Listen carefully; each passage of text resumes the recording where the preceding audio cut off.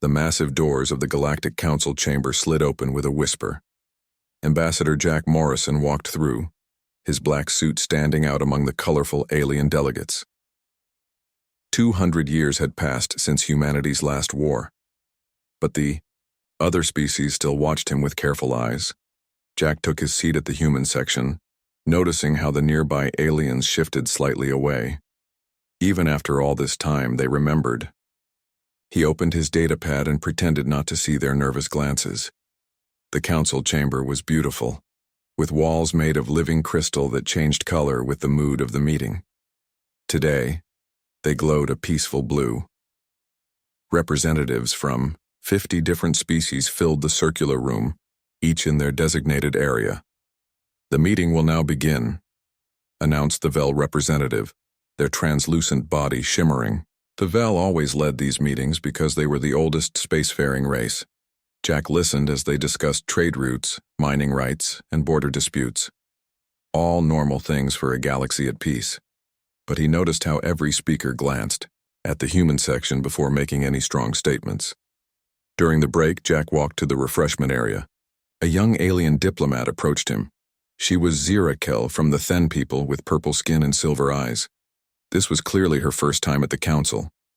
"Ambassador Morrison," she said, her translator making her voice sound curious. "May I ask you something?" "Of course," Jack smiled, trying to look friendly. "Why does everyone seem afraid of humans? We look at historical records and your species seems peaceful now. But the others," she glanced around, "they act like you might attack at any moment." Before Jack could answer, an older Then hurried over. "Zirakel, you should not bother the human ambassador with such questions." "It's all right," Jack said. "She's just curious." The older Then looked uncomfortable. Curiosity about some topics is unwise.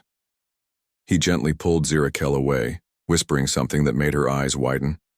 Jack sighed and returned to his seat. This happened often with young diplomats who didn't know the history. The meeting continued, and Jack's mind wandered to the sealed archives on the lower levels of the building. He had seen them once, rows and rows of locked files marked with red symbols. The largest section was labeled "The Human Contingency" in multiple languages. Those files contained records of humanity's last war. Video footage, battle reports, weapon, specifications, all locked away by unanimous vote of the council. Every species agreed. Some things were better forgotten, but they couldn't forget completely. The fear remained, passed down through generations. As the meeting ended, Jack gathered his things. The Vel representative floated over to him. "Ambassador Morrison," they said, their voice like wind chimes, "please convey our continued appreciation to Earth for maintaining the peace." "Of course," Jack nodded. "Humanity values this peace as much as anyone." The Vel's color shifted slightly, showing uncertainty. "Yes, we all remember the cost of the alternative." Walking back to his quarters, Jack passed by the Hall of Remembrance. One wall held images of great moments in galactic history. Notably absent were any images from the human war. That period was simply shown as a black panel with a single line of text. "Let us not repeat the mistakes of the past." Jack knew what that black panel represented. He had studied the classified files as part of his ambassador training. The weapons humanity had created, the destruction they had caused, the reason why no one had challenged Earth in 2 centuries.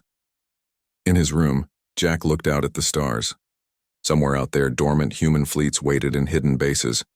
Weapons beyond imagination sat powered down but ready. Earth maintained peace through strength, but also through restraint. The galaxy stayed peaceful because everyone remembered what happened when humanity went to war, and they all prayed they would never see it again. Jack closed his eyes, hoping the peace would last. But in a galaxy full of different species and competing interests, he knew peace was always fragile. One wrong move, one moment of foolishness, and the sleeping giant would wake again. He just hoped he wouldn't be there to see it.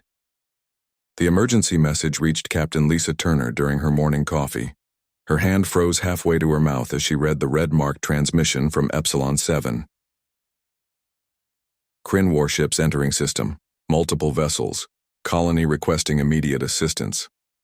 Lisa set down her cup and ran to the bridge of the USS Liberty. Her crew was already at their stations, faces tight with worry. "Status report," she demanded, sliding into her command chair. 3. Kryn battleships approaching Epsilon 7, her first officer reported. "They're ignoring all communication attempts." Lisa watched the tactical display. 3 red dots moved steadily toward the small blue dot that represented the human colony. 20,000 civilians lived there. Families, children, scientists studying the local wildlife. "How long until they reach the colony?" 6 hours, Captain." Lisa opened a channel to Earth Central Command. The face of Admiral Peters appeared on screen, already looking grim. "We see it, Captain Turner," he said before she could speak. "The Kryn have been expanding for months, but this is the first time they've approached human space." "Orders, sir?" "Evacuate the colony. Avoid confrontation if possible. We're sending diplomatic messages through official channels." Lisa nodded and closed the channel. She turned to her crew. "Set course for Epsilon 7, maximum speed." The Liberty's engines hummed as they pushed the ship to its limits. Lisa watched the distance counter tick down, knowing they might not make it in time. 2 hours into their journey, another message arrived. This time from the Kryn admiral commanding the battleships. "Human vessel, this system now belongs to the Kryn Empire. Your colony has 1 hour to surrender." Lisa felt her jaw tighten. The Kryn were a warrior species, prideful and aggressive. They had conquered 3 smaller civilizations in the past decade, but they had always avoided human territory, until now. She opened a channel to the Kryn admiral. His reptilian face filled the screen, scales gleaming green under his ship's lights. "This is Captain Turner of the USS Liberty. Epsilon 7 is a recognized human colony. You are violating Galactic Council treaties." The admiral's laugh sounded like grinding rocks. "The Council is weak. The Kryn recognize only strength. Your colony will submit or be destroyed." The channel closed abruptly. Lisa turned to her weapons officer. "Prepare defensive systems, but do not fire unless fired upon. We need to buy time for the evacuation." They arrived at Epsilon 7 with only minutes to spare. Transport ships were already lifting off from the surface, packed with frightened colonists.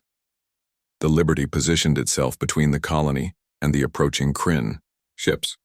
"Kryn vessels, this is your final warning," Lisa broadcast. "Leave this system immediately." The response came in the form of weapon fire. Green energy beams lanced out from the lead Kryn ship, striking one of the fleeing transport vessels. Lisa watched in horror as the ship exploded, taking 3,000 civilians with it. "Return fire," she ordered, her voice shaking with anger. "Target their weapon systems only." The Liberty's guns spoke, blue beams crossing space to strike the Kryn ships. But they were outgunned 3-1.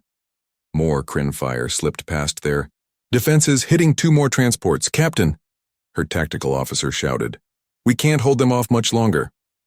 Lisa made a decision. Send priority message to Earth Central Command. Code Black. Epsilon 7 under attack. Heavy civilian casualties. Code Black. The words that hadn't been used in 200 years. The words that meant humanity was at war. Even as the Liberty took damage, Lisa saw something change on her tactical display. The Kryn ships suddenly stopped firing. They had received the same message broadcasted across all channels. Earth Central Command to Kryn forces. Cease fire immediately. This is your only warning. The Kryn admiral appeared on screen again, but now he was laughing. "Empty threats from a weak species. The galaxy has grown soft, and you humans along with it. We do not fear your—" His words cut off as alarms blared on his bridge. In the distance, something was happening near Earth. Energy signatures unlike anything seen in centuries were appearing across human space. Ancient systems were waking up. Humanity was preparing for war. President Daniel Brooks stood before the United Earth Assembly, his face grave. The massive hall was silent as representatives from every human world waited for his words. Behind him, Screens showed the burning wreckage of transport ships near Epsilon 7. 3,000 of our people are dead, he said, his voice steady but filled with controlled anger. The Kryn Empire has broken 2 centuries of peace. They have ignored our warnings. They have murdered our civilians. He paused, looking across the assembly. We gave them a chance to stop. They laughed at us. The president pressed a button on his podium. The screens changed to show a live feed of the Kryn admiral, still in his command ship near Epsilon 7. People of Earth, the admiral sneered. Your time of hiding behind old stories is over. The galaxy belongs to the strong. Surrender now, and we may show mercy. Brooks muted the feed. The Kryn believe we have grown weak. They think our peaceful years mean we have forgotten how to fight. He straightened his shoulders. They are wrong. With careful movements, he placed his hand on a bioscanner. A hidden panel opened, revealing a red key that hadn't been touched in 200 years. By the authority of United Earth, I hereby initiate Protocol Omega. He turned the key. Across human space, things began to change. On Mars, a mountain split open, revealing massive doors that had been hidden for centuries. On Jupiter's moon, Europa, the ice cracked as something huge stirred beneath. In the asteroid belt, what looked like ordinary rocks began to move, unfolding into ships. Admiral Sarah Coleman watched from the command center on Luna Base as dormant systems came online. Holographic displays filled the room with data streams in ancient military code. Status report, she ordered. All primary systems responding, her aide reported, voice shaking slightly. The fleet is waking up. Coleman nodded. These weren't normal ships. These were the weapons that had ended humanity's last war. The weapons that had made the galaxy agree to never challenge humans again. Sir, another officer called out. The AIs are initializing. 3 pillars of light appeared in the command center. They took form as humanoid figures, each representing one of humanity's most advanced artificial intelligences. Zeus online, said the first, appearing as a man with lightning in his eyes. Odin awakened, said the second, an old warrior with a missing eye. Anubis ready, said the third, taking the form of a jackal-headed figure. These AIs had been created during the last war, their processing power beyond anything the galaxy had seen. They had been put to sleep with the fleet, waiting for the day they might be needed again. Admirals, Zeus spoke. We have analyzed the situation. The Kryn fleet consists of 47 capital ships and approximately 300 support vessels. Recommended. Response? Coleman asked. A demonstration, Odin replied. Show them why humanity chose peace. Coleman turned to her staff. Send one final message to the Kryn. Tell them they have 1 hour to withdraw all forces from human space. The message went out. The Kryn admiral's response was to order his fleet to advance toward Earth. It was the last mistake he would make. From hidden bases across the solar system, ships began to emerge. Not the sleek, beautiful vessels other species used, but dark, angular things that seemed to drink in light. They moved in ways that defied physics, folding space around themselves. In the Galactic Council chambers, emergency sessions were called as sensor readings came in. Representatives watched in growing horror as they realized the human fleet wasn't just advanced, it was impossible. They had this the entire time? Someone whispered. Back in the command center, Coleman gave the order. All ships, engage quantum, shielding. Prepare reality anchors. Target Kryn command vessels. The human fleet moved as one, a perfect dance of destruction about to begin. The galaxy was about to remember why they had feared humanity, and why they had prayed this day would never come. Lieutenant John Baker stood on the bridge of the lead attack ship, watching the Kryn fleet on his display. His fingers danced over holographic controls as his ship emerged from quantum space directly above the Kryn homeworld. All units in position, he reported to Admiral Coleman. Awaiting your order.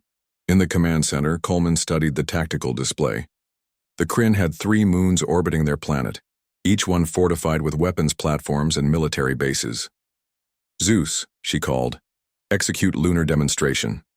The AI's avatar nodded. Quantum tunneling weapons online. Target locked. John watched his screen as streams of data flowed past. The human ship beneath him began to glow with an inner light that hurt to look at directly. Then, in perfect unison, 3 beams of impossible energy shot from the ship.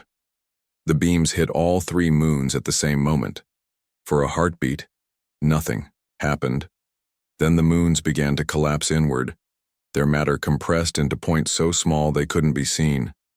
In less than 60 seconds, 3 celestial bodies that had orbited the Kryn homeworld for millions of years simply ceased to exist where the moons had been. Only dust remained, spreading out in perfect spheres. On the Kryn homeworld, panic erupted. Their orbital defenses were gone. Their tides would be chaos. Their night sky was forever changed. The Kryn admiral's ship received the transmission from his home. His scaled face had gone pale. What did you do? John opened a channel. This is Lieutenant Baker of Earth Forces. You were warned. Surrender now, or we continue. The admiral's pride fought with his fear. The Kryn do not surrender. Attack all human vessels. The Kryn fleet opened fire, hundreds of energy weapons lighting up space. But the beams seemed to bend around the human ships, curving away as if space itself protected them. Reality anchors holding, Odin reported. Their weapons cannot touch us. Show them the swarm, Coleman ordered. John pressed a sequence of commands. Bay doors opened on his ship, releasing clouds of tiny silver dots. The nanite swarm spread out like metallic fog, moving with purpose toward the Kryn vessels. The first Kryn battleship to encounter the swarm simply disappeared. The nanites ate through its hull in seconds, converting the ship's matter into more nanites. These new nanites joined the swarm, making it larger. Ship after ship vanished, eaten alive by the ever-growing cloud. The Kryn fired desperately at the swarm, but their weapons only fed it more matter to consume. In the Galactic Council chambers, representatives watched the battle through long-range sensors. The Vel ambassador's color had turned a sick yellow. They're not fighting, it whispered. They're erasing. Back at the battle, the Kryn admiral watched half his fleet disappear in minutes. His pride finally broke. Stop, please stop, we surrender. But the swarm continued its work. Another ship vanished, then another. Admiral Coleman, the Kryn begged, we surrender unconditionally. Call off your weapons. Coleman's voice came through all channels. You had your chance for mercy. You chose this. John felt something cold in his stomach as he watched. This wasn't war as other species understood it. This was extermination. The human way of fighting wasn't about defeating enemies. It was about removing them from existence. The swarm consumed 3/4 of the Kryn fleet before Coleman finally gave the order to recall it. The surviving Kryn ships hung motionless in space, their crews too terrified to even power their engines. Zeus, Odin, Anubis, Coleman commanded. Initiate Phase 2. Show them the rest. The AIs began activating weapon systems that bent reality itself. Artificial black holes opened and closed in controlled bursts. Time dilation fields trapped Kryn ships in loops. Quantum destabilizers made matter forget how to hold itself together. The galaxy watched in horror as humanity revealed why they had chosen peace. Not because they couldn't fight, but because when they did, nothing survived. The Kryn Empire refused to accept defeat. Even after losing most of their fleet, they gathered their remaining forces for one final assault. Pride and desperation drove them forward, unable to believe that one species could possess such power. Commander, Alice Murphy watched from her battle station as Kryn reinforcements poured in from their outer colonies. Hundreds of ships, their last hope, formed attack formations around their homeworld. They still don't understand, she said softly. Commander, her tactical officer reported, the Kryn are launching their entire reserve fleet. They're bringing everything they have. Alice nodded grimly. Then we'll show them everything we have. Deploy the enhanced units. Deep in the human ships, soldiers who had been sleeping for 2 centuries began to wake. These weren't ordinary humans. During the last war, genetic modifications had created warriors beyond normal limits. Stronger, faster, smarter. They had been put into stasis when peace came, their abilities too dangerous for a quiet galaxy. Now they rose from their pods, memories of ancient battles fresh in their minds. Their leader, Colonel Sam Rodriguez, flexed muscles that hadn't moved in generations. The enhancements activated instantly, his body remembering what it was built for. "Time to work," he said, his voice carrying to every enhanced soldier through quantum-linked implants. Meanwhile, Dr. Kevin Ross stood in his laboratory aboard the science vessel Prometheus. Around him, machines hummed with energies that violated several laws of physics. "Admiral Coleman," he called through the comm, "the antimatter cascade is ready. But I must warn you, once we start this reaction, it cannot be stopped." "Understood, Doctor," Coleman replied. "Target their military production facilities." Kevin entered the activation codes with steady hands. In space, specialized torpedoes launched from the Prometheus, each containing a microscopic amount of programmed antimatter. The torpedoes reached their targets: Kryn weapons factories, shipyards, and military bases across 3 star systems. When they detonated, they didn't simply explode. The antimatter began a chain reaction, converting regular matter into more antimatter, which then converted more matter. Entire industrial complexes vanished in expanding spheres of annihilation. The reaction spread exactly as programmed, consuming only military targets before burning itself out. In minutes, the Kryn Empire's ability to wage war was erased from existence. The Kryn fleet, seeing their support bases disappear, attacked with desperate fury. They fired every weapon they had, threw every ship into battle. Alice responded by warping space itself around her vessel. The human battleship seemed to exist in multiple places at once, its weapons firing from impossible angles. Kryn ships found themselves shooting at mirages while real attacks came from directions that shouldn't exist. The enhanced soldiers boarded enemy vessels, moving through corridors at speeds the Kryn couldn't follow. They disabled ships from within, their modified bodies shrugging off weapon fire that would kill normal humans. In the chaos, something stranger began to happen.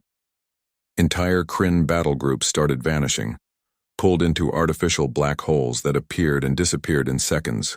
The human fleet wasn't just winning, it was rewriting the rules of warfare.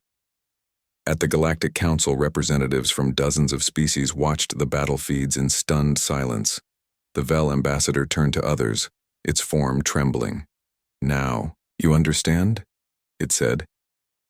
"This is why we feared them. This is why we sealed the records." The Then elder who had warned young Zirakel nodded slowly. "They don't just defeat enemies, they make them stop existing." On the battlefield, the Kryn forces dwindled rapidly. What had been a massive fleet was now scattered debris. Their reinforcements were gone. Their bases were antimatter dust. Their pride was shattered. Commander Alice Murphy surveyed the destruction, her face expressionless. "Zeus, status report.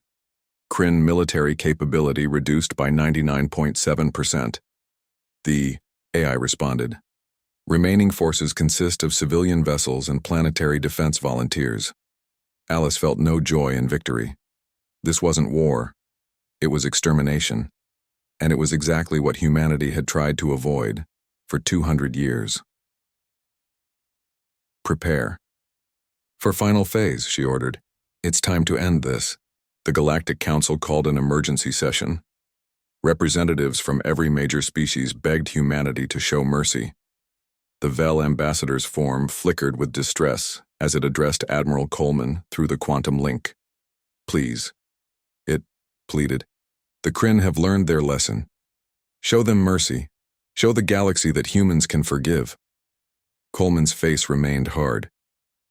"They were warned. They chose this path." In the background, General Patricia Wright approached the Admiral. She whispered something that made Coleman's expression darken further. "Very well," Coleman said to the Council. "You want to see mercy? We'll show you why mercy isn't always kind." She turned to General Wright. "Activate the Kronos device." Across the galaxy, beings who had studied human history felt their blood run cold. The Kronos device was a legend, a whispered horror from humanity's last war, Most believed it was just a story to frighten children. They were wrong. On the edge of Kryn space, a ship unlike any other powered up. It was small, barely the size of a shuttle, but it radiated energies that made nearby space ripple like water. Dr. Elena Martinez stood at its controls, her hands shaking slightly. Temporal generators online. Reality anchors engaged. Are we sure about this? General Wright's voice came through the comm. The Council wants us to end this without more death. This is how we do it. Elena nodded and began the sequence. The Chronos. Device activated, sending waves of temporal energy across Kryn space. But these waves didn't destroy. They selectively rewound time itself. Kryn cities began to change. Advanced buildings melted away, replaced by simpler structures. Spacecraft vanished from orbit as if they had never been built. Technology disappeared, piece by piece as time flowed backward for non-living matter. The Kryn people remained untouched, watching in horror as their civilization unraveled around them. Computers became mechanical calculators, then abacuses, then nothing. Weapons turned to simple tools, then to rocks and sticks. In the council chambers, alien representatives watched live feeds from Kryn worlds. They saw proud warriors suddenly, standing in primitive villages, their advanced armor gone, replaced by animal skins. They're not killing them, the Then Elder whispered. They're erasing their civilization. The temporal waves continued for exactly 72 hours. When they stopped, the Kryn Empire was gone. In its place stood a pre-industrial society. Their technology level reset to what it had been 3,000 years ago. The Kryn people remembered everything. They knew what they had lost. They stood in their primitive villages with full knowledge of the stars they could no longer reach, the power they could no longer wield. "This is mercy?" the Vel ambassador asked, its form pale with shock. Admiral Coleman appeared on the council's screens. "Death and suffering. This ensures they remember. They'll spend generations rebuilding, always knowing what they lost and why."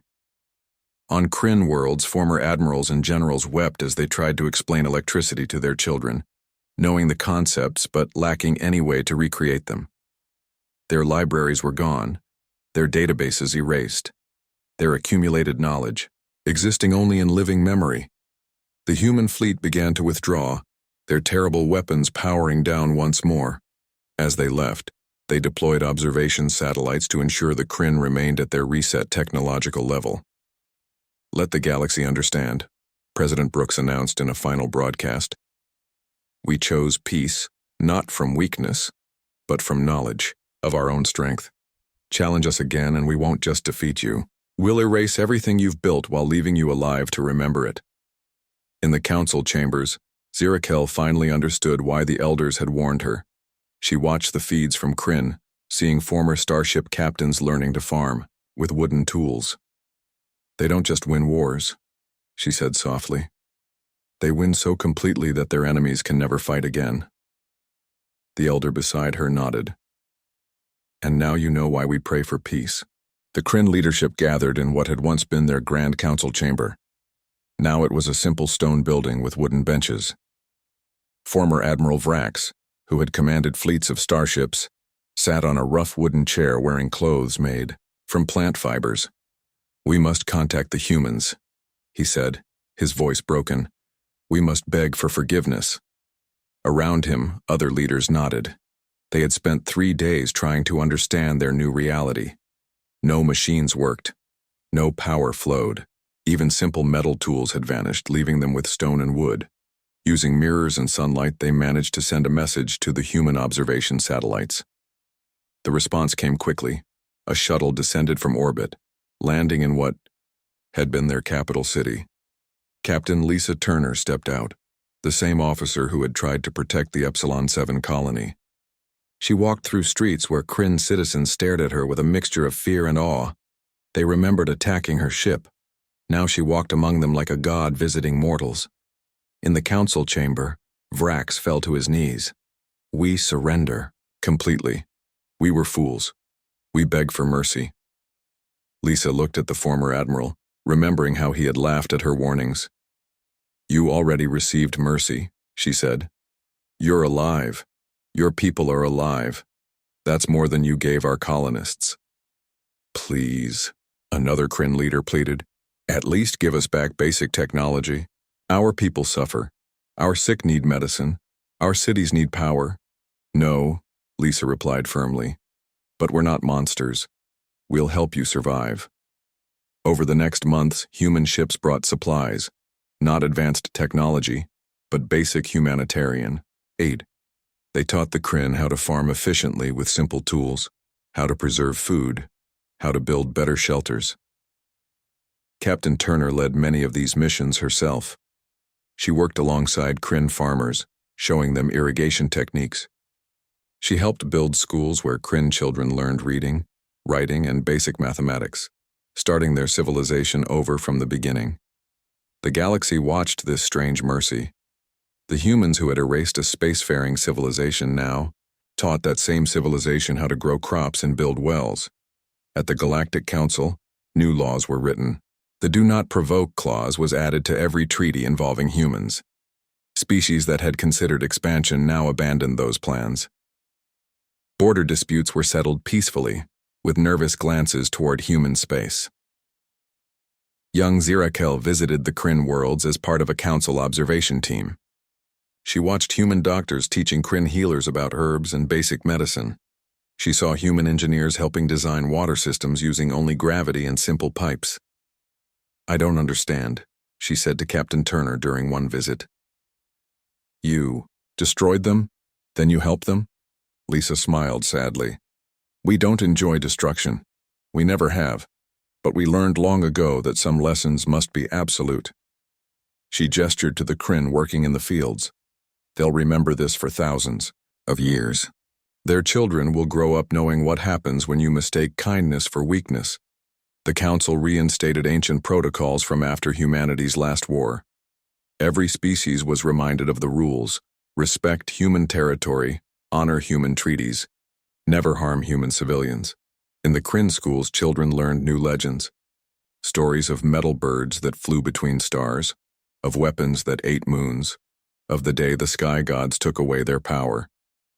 These stories always ended with the same warning: never anger the humans. 6 months after the war ended, Admiral Coleman deactivated the last military AI. Zeus, Odin, and Anubis returned to sleep. The terrible fleet disappeared back into hidden bases. The enhanced soldiers entered stasis pods once more. Earth returned to peace, but the galaxy would never forget. In council chambers across known space, representatives looked at human ambassadors with new understanding. The humans hadn't chosen peace because they had to. They had chosen it because they knew what they were capable of. 50 years passed in perfect peace. The galaxy had learned its lesson well. Trade flourished, cultures mixed, and conflicts were solved with words instead of weapons. No one dared to challenge humanity again. Jake Morrison, grandson of the old ambassador, walked into the Galactic Council chamber for his first official meeting. Like his grandfather before him, he noticed how other species still watched humans carefully, but now with deep respect rather than fear. The chamber had changed. On one wall hung a new addition, a simple plaque that read, "Remember the Kryn." It served as a permanent reminder of what happened when peace was broken. Jake took his seat, noticing the Kryn representative across the room. The Kryn had earned their way back to the stars through 5 decades of hard work, developing technology slowly and carefully under watchful eyes. Their representative, a young female named Thrixa, wore simple robes that honored her people's forced return to basics. As the meeting began, Jake watched children playing in the council gardens through the crystal windows. Human children laughed and ran with young aliens of 12 different species. None of them knew about the war. To them, humans were just friendly neighbors who shared toys and told funny stories. During the break, Jake met Thrixa by the refreshment area. She bowed deeply. "Ambassador Morrison, I wanted to thank your people." Jake raised an eyebrow. "Thank us? For what happened to your civilization?" "For teaching us humility," she replied. "My grandmother was on the warship that fired on your colony. She spent her life farming with stone tools, teaching her children about the stars she could no longer reach. Because of that lesson, we returned to space as better people. An elder Vel floated over to join them. Jake recognized him, Ambassador Zillith, who had witnessed the war. Young Morrison, Zillith said, his form shifting to a pleased blue color. Your grandfather would be proud. 50 years of peace, and it holds strong. Only because everyone remembers, Jake replied, glancing at the memorial plaque. Yes, Zillith agreed. Fear became respect. Respect became understanding. Now we have true peace. That evening, Jake visited the archives. The sealed section about humanity's last war remained locked, but now it had a companion wing. Records of the Kryn lesson, as it was called. School. Groups from across the galaxy came to learn about the importance of peace. In the human section of the station, Jake found a small museum. Children gathered around holographic displays showing humanity's history, their wars, their mistakes, their choice to become guardians of peace rather than conquerors. A teacher was explaining to young students, humans learned that true strength isn't about winning fights, it's about preventing them. Jake smiled, remembering his grandfather's words. The old man had told him about the first council meeting after the war, how every species had pledged to maintain peace, not from love, but from fear of what humans could do. Now 2 generations later, that fear had evolved. Species worked together, shared knowledge, helped each other grow. The threat of human power still existed, sleeping in hidden bases, but it was no longer needed. As Jake walked back to his quarters, he passed the memorial wall. Beside "Remember the Kryn" was a newer inscription. Peace through strength, strength through wisdom. The galaxy had learned that humans were both its greatest danger and its most reliable protectors. The sleeping giant remained asleep, its weapons powered down, its enhanced soldiers in stasis, its reality-bending technology locked away. Every species knew the truth. Humans hadn't abandoned their power. They had mastered it. They chose peace every day, not because they had to, but because they understood the alternative. And so the peace held, built on memory, maintained by wisdom, and guaranteed by the knowledge that somewhere in human space, ancient weapons waited in the dark, just in case they were ever needed again.